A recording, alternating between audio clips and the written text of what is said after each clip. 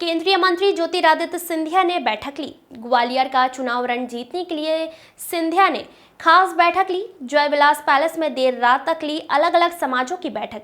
ग्वालियर दक्षिण विधानसभा को जीतने के तैयार प्लान किए गए हैं। विधानसभा क्षेत्र के पार्षद चुनाव हारे पार्षद प्रत्याशी मंडल अध्यक्ष की बैठक ली। दक्षिण विधानसभा के निर्णायक वोटर्स वैश्य समाज, मुस्लिम समाज, संधे समाज, चौरसिया समाज और क्षेत्र के बड़े व्यापारियों के साथ सिंधिया ने बैठक ली। ग्वालियर दक्षिण विधानसभा से पूर्व मंत्री नारायण सिंह कुशवाहा चुनावी मैदान में हैं। 2018 में नारायण सिंह कुशवाहा को मध्य प्रदेश की सबसे छोटी 121 वोट अंतर वाली हार का सामना करना पड़ा था। बैठक लेने पर केंद्रीय मंत्री ज्योतिरादित्य सिंधिया बोले, मेरी यहाँ सदैव सोच है कि इस चुनाव को एक जन अभियान बनाना है। यहाँ बीजेपी और कांग्रेस का चुनाव नहीं है, बल्कि यहाँ मध्य प्रदेश के बुजुर्गों, भाइयों बहनों के साथ बेटी बेटों के भविष्य का चुनाव है।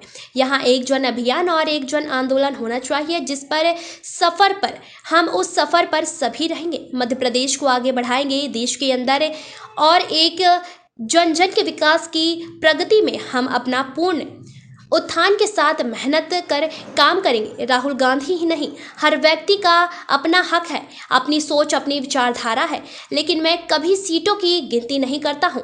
मैं केवल जनता की आशा, अभिलाषा और उस पर खड़ा उतरने की कोशिश करता हूं। मुझे पूरा विश्वास है कि भारतीय जनता पार्टी के साथ जनता का आशीर्वाद है।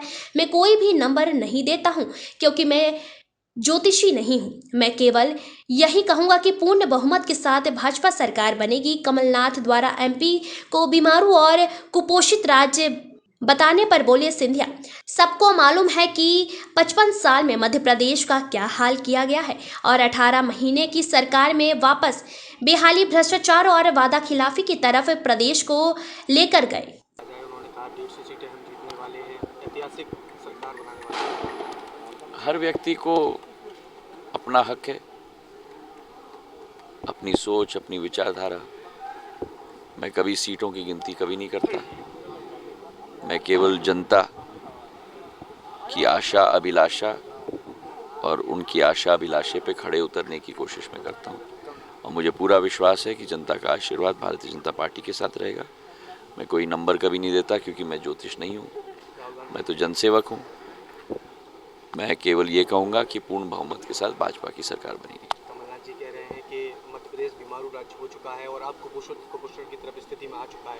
हमारी सरकार आएगी तभी तस्वीर बदलेगी। इसलिए तो 55 साल कांग्रेस ने ये हाल कर दिया मध्य प्रदेश का, और इसलिए 18 महीने में